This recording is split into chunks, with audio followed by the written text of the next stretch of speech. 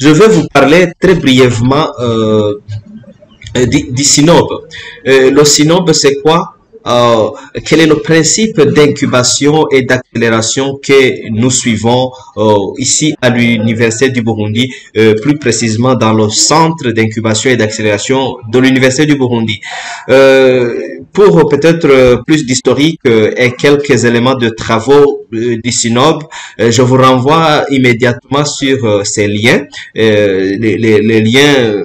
Ici, le premier lien YouTube, c'est une présentation de manière générale de l'historique du SYNOB et de quelques réalisations. Nous avons aussi une page Twitter de ce centre qui est vraiment active où on communique toutes les informations, les appels à candidature, nous les partageons et nous voudrions bien que les étudiants puissent y aller, regarder tout ce qu'il y a comme opportunité de saisir cela. Nous sommes en train aussi de développer une page web. Ça, c'est juste pour vous dire que nous sommes là au service de la communauté. On n'est pas enfermé ici à l'école doctorale. On peut nous retrouver sur les réseaux sociaux et ça, c'est le monde actuel. Alors, parlant du SYNOB, je vais parler des principes fondamentaux, les fondamentaux du SYNOB. Nous sommes basés sur deux concepts, à savoir le concept d'incubation et le concept d'accélération. Ce que je vais vous présenter ici, c'est la manière dont nous concevons ces deux concepts. Il est vrai que il y a dans le pays plusieurs incubateurs, plusieurs accélérateurs. Vous avez peut-être sans doute entendu parler de du BBIN. Vous avez parlé de Bujaha, ou entendu parler de Bujaha, etc. Ça, ce sont des incubateurs. Il y a la Nova aussi qui a un accélérateur, etc. Mais ici, je vais vous présenter la manière dont nous concevons le principe d'incubation au sein du SYNOB. Premièrement, nous sommes persuadés que nous devons produire plus de chances à la communauté universitaire pour comprendre le contexte dans lequel nous sommes. Nous sommes dans un contexte caractérisé par la mondialisation, donc c'est souvent on parle de l'économie du savoir où vraiment il y a le partage des connaissances qui fait intervenir le numérique. Et ce contexte-là est aussi caractérisé par l'absence, souvent un taux de chômage croissant. Il faut que nous puissions expliquer à la communauté universitaire le contexte dans lequel nous sommes. Et ça, c'est très important pour comprendre là où nous allons. Dans l'incubation, nous osons aussi espérer que nous sommes sur place pour donner plus de chances d'apprendre sur l'entrepreneuriat. Nous remercions vivement notre partenaire, la DSIK, qui est là à notre côté pour promouvoir les pratiques entrepreneuriales au sein de la communauté universitaire.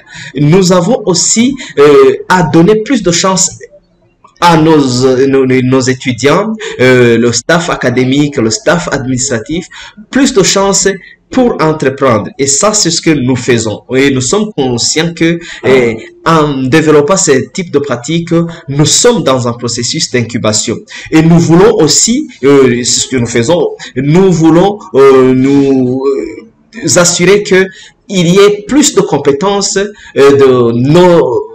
au sein de la communauté universitaire pour défendre des projets entrepreneuriaux. Et ça, c'est important pour développer une activité, promouvoir l'entrepreneuriat au sein de l'université. Et enfin, dans le principe d'incubation, nous procurons plus d'opportunités à la communauté universitaire pour le réseautage. Nous organisons des ateliers thématiques où nous faisons intervenir plusieurs acteurs des différents milieux, que ce soit professionnel ou académique, pour interagir. Et là, nous sommes sûrs que ceux qui prennent de demain ces opportunités, ils tirent un avantage. Quant au concept plutôt de l'accélération, nous pensons et nous sommes persuadés que nous donnons plus de chances à la communauté universitaire dans ce que je peux appeler un coup d'accélération. Quand on organise des ateliers, quand on organise des formations, quand on fait un déploiement massif d'outils, d'intervention. Ça, c'est un coup pour accélérer le processus entrepreneurial au sein de l'université. C'est ça notre conception. En plus de ce coup d'accélération, nous accompagnons, nous coachons, nous faisons des orientations des acteurs et ça, c'est un coup de renforcement que l'on donne à des initiateurs de projets au sein de la communauté universitaire. Nous remercions vraiment sans cesse les partenaires qui ont compris que nous sommes dans cette perspective. Nous faisons aussi une recherche accrue de partenariats. Aujourd'hui, nous sommes activement impliqués dans la mise en œuvre du partenariat entre l'Université du Burundi et la DSIK, et ce qui est déjà une grande chose, une bonne chose pour la communauté qui en bénéficie. Et nous voulons créer plus de valeur à travers plus de partenariats. Et là, au sein du SINOB, l'accélération est aussi facilitée par l'usage accru des TIC. Actuellement, il y a le E qui s'ajoute sur le TIC, TIC, et on parle de technologie de l'information et de la communication pour l'enseignement ou pour l'éducation. Et ça, c'est facile grâce aux outils, à la plateforme Moodle par exemple que nous développons pour un enseignement à distance et l'utilisation de Zoom que nous sommes en train de vivre maintenant où des interactions peuvent se faire à distance. Enfin, l'accélération se fait à travers le transfert des compétences, l'échange des pratiques qui est facilité bien sûr par l'usage des TIC. Voilà les concepts principaux, les fondamentaux du SINOB, le principe d'incubation et le principe d'accélération. Nous sommes alors dans une vision de rendre l'université du Burundi une université entrepreneuriale. Et là, il me faut chaque fois expliquer ce que c'est une université entrepreneuriale. Une université entrepreneuriale est caractérisée par au moins 3 aspects, dont le premier est l'esprit entrepreneurial qui caractérise par exemple le plan stratégique de l'université. On sait que dans le plan stratégique 2022-2027 de l'université du Burundi, il y a cet aspect comment on l'appelle, c'est l'axe stratégique sur l'incubation à travers la création des centres d'incubation, de transfert de technologies. Et là, on voit que l'Université du Burundi s'inscrit dans une perspective entrepreneuriale. Ça, c'est le premier caractère d'une université entrepreneuriale. Évidemment, il y a cette vision, l'engagement au sein de l'université, les activités du SINOB, par exemple, les initiatives qui sont là, qui sont communiquées, les interactions avec la communauté universitaire pour entreprendre. C'est ça l'esprit entrepreneurial qui doit être promu et pour espérer avoir ce label-là d'université entrepreneuriale. Deuxième caractère d'une université entrepreneuriale, c'est une université qui essaie de créer et d'entretenir des partenariats. L'exemple le plus frappant, c'est le partenariat avec la DSIK. Bien sûr, c'est un partenariat. À côté, il y a d'autres partenariats qui se développent au sein de l'université, notamment des partenariats académiques, des partenariats avec des entreprises, des partenariats pour la promotion de cette relation entre le public et le privé. Et ça, c'est très important pour des universités, pour le développement des activités des universités, mais aussi c'est bénéfique pour la communauté universitaire. Ça, c'est le deuxième caractère d'une université entrepreneuriale et je suis sûr que l'université du Burundi s'inscrit dans cette perspective. La troisième caractéristique et la dernière pour l'université entrepreneuriale, c'est qu'une université doit s'inscrire dans une perspective de création de la valeur ajoutée. Cela passe par l'exploitation économique des résultats de recherche, notamment quand il y a des découvertes, l'université doit rechercher des brevets, doit rechercher le financement de ces recherches pour pouvoir faire bénéficier cela aux chercheurs qui ont fait ces découvertes. Et aussi l'université doit s'inscrire dans le cadre d'une autonomie financière, pas toujours dire que l'université doit dépendre à plus de 80% du budget de l'État. Et c'est une université qui aussi essaie de promouvoir ce qu'on peut qualifier de responsabilité sociétale ou sociale des universités. parlant de la responsabilité sociale des universités, c'est cet aspect-là où l'université doit se sentir de plus en plus concernée par les problèmes que vivent la communauté universitaire. Voilà les trois principes caractéristiques qui s'inscrivent dans la vision de transformer l'Université du Burundi en une université entrepreneuriale. Et là, nous nous sommes donnés comme mission de proposer un accompagnement à travers le renforcement de capacités et un appui structuré qui est orienté vers la communauté universitaire. Et nous sommes dans le domaine entrepreneurial et le domaine de transfert des différentes pratiques universitaires innovantes, et nous inscrivons dans une perspective de responsabilité sociale de l'université que je viens de décrire tout à l'heure. Voilà la mission du SINOB. Et nous avons quelques valeurs au sein du SINOB. Notre première valeur, c'est la performance. Et là, c'est très important pour nous évaluer et évaluer nos activités. D'autres principales valeurs, c'est par exemple l'excellence. Nous essayons d'être beaucoup plus professionnels, avec beaucoup plus de responsabilités, et nous essayons de travailler dans la transparence, d'où même cet aspect de délocalisation de certaines activités du SINOB. Nous essayons aussi d'inculquer une pratique de bonne gouvernance, l'innovation, la créativité, la diversité, le partenariat, excusez-moi, c'est le travail d'équipe. Au sein du SINOB, on n'a pas de personnel qui est vraiment à temps plein au sein de ce centre, mais c'est le personnel de l'Université du Burundi, et on essaie de mobiliser ces acteurs pour un travail en équipe, pour être beaucoup plus prêts à servir la communauté. Au sein du SINOB, nous nous sommes donné une feuille de route. Je ne vais pas tout détailler, ça se trouve sur le site internet du SINOB que j'ai partagé tout à l'heure, et si vous voulez, on partagera la présentation. Mais avant de clôturer mon intervention, c'est de vous parler de quelques réalisations.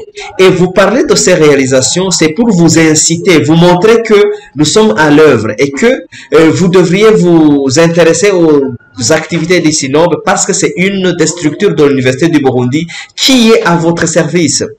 Parmi les réalisations qui ont été faites, je me répète, nous avons créé 11 entreprises tout au démarrage du SINOB. Ça s'appelait à l'époque l'incubateur de l'école doctorale.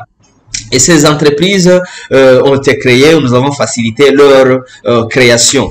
L'autre réalisation, c'est nous avons mis en place une série de formations sur les méthodes de gestion innovantes à travers ce que on appelle les business games. C'est des méthodes qui nous ont été proposées par notre partenaire, la DSIK. Nous avons des méthodes en rapport avec la micro business game, les méthodes avec savings games, les méthodes avec le farmers business game, etc. Et actuellement, le SINOB dispose de 15 formateurs dans le micro business games et les 14 formateurs dans le farmers business game. Et donc, on peut développer des pratiques liées à ces méthodes au sein de la communauté. Et là, je saisis l'occasion pour vous informer que dans la semaine prochaine, il y aura des formateurs sur le micro business game qui vont venir chez vous. La doyenne le sait déjà et elle communiquera. Pour le moment, nous avons déjà formé plus de 1500 lauréats et étudiants de l'Université du Burundi. Voilà, c'est un peu quelques réalisations. Nous avons aussi des activités en rapport avec l'accompagnement et l'accélération, avec 85 jeunes entrepreneurs qui sont actuellement accompagnés, qui ont été recrutés au sein de la communauté universitaire. Et cela a été fait par appel. Et je saisis l'occasion pour vous dire que nous allons lancer l'appel, le prochain appel l'année prochaine, donc il faudra être prêt à répondre. Et c'est parmi les 85 entrepreneurs accompagnés, nous avons assuré une formation dans l'élaboration du business games, la gestion fiscale et comptable, etc. Et récemment, nous avons aussi organisé une formation de 24 parmi ces jeunes entrepreneurs sur le pitching entrepreneurial. Et ça concerne les activités de la première cohorte qui va être clôturée. Donc l'ensemble de ces activités activités vont être clôturées le 31 décembre avec cette première cohorte et on aura la deuxième cohorte qui va être recrutée. Nous avons aussi plus de services à la communauté. Il y a une salle du Sinope qui est équipée, qui est disponible avec connexion ici à l'école doctorale. Nous avons des formations. Nous offrons des formations en ligne avec la plateforme Moodle. Dernièrement, nous avons signé une convention avec Enabel et ça s'est bien passé. Nous avons soumis une proposition avec des modules en entrepreneuriat Alliancy, et ça c'est un processus qui est en cours, on n'a pas encore eu de feedback, et nous allons contribuer au sein du Sinope, nous allons contribuer au programme d'appui institutionnel qui va être lancé tout à l'heure ici à l'école doctorale et en matière du numérique. Quelques autres réalisations concernent par exemple l'instauration de ces jeudis du Sinope. C'est des journées thématiques que nous organisons chaque jeudi, comme aujourd'hui, et nous comptons les délocaliser dans les différentes facultés et les différents instituts de l'Université du Burundi avec la facilitation des outils du numérique. Et avant la fin, voilà, je pense que je peux vous parler de nos principaux partenaires. Le premier partenaire, évidemment, à tout seigneur, tout honneur, c'est l'Université du Burundi qui facilite nos activités. Nous avons le partenaire qui s'appelle le Forum. Ça, c'est un forum qui est basé en Ouganda et qui lance souvent des appels et qui est à la base de la création du Sinope. Voilà notre actuel principal partenaire qui est la DSIK, à qui nous remercions vivement. Et nous avons aussi entrepris un partenariat avec Enabel pour ce qui est de l'enseignement à distance. Alors, pourquoi est-ce que j'ai parlé de tout ça? Parce que nous avons osé prendre le risque. Nous nous sommes dit, voilà, en créant le Sinope, le Sinope est considéré comme une entreprise, quoique c'est une structure de l'Université du Burundi.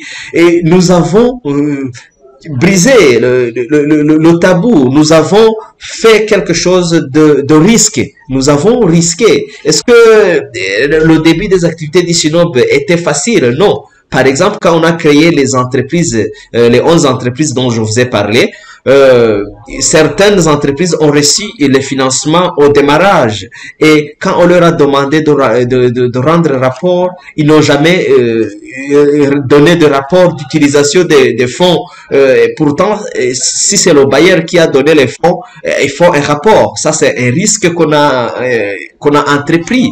Et ça, c'est vous dire que vous aussi, vous pouvez risquer quelque chose. Donc, la notion de risque est relativement applicable dans tous les domaines. On va vous en parler dans différents domaines à travers les différentes présentations. Et ce qui est important, c'est de pouvoir surmonter les risques, de prévenir ces risques qui peuvent se présenter. Ici, j'ai parlé de plusieurs risques que le Sinope encourt. Et ça, c'est, on essaie de gérer, de nous en sortir avec les moyens dont on dispose. Et voilà, je pense que je suis à la fin de ma présentation. Je vous remercie.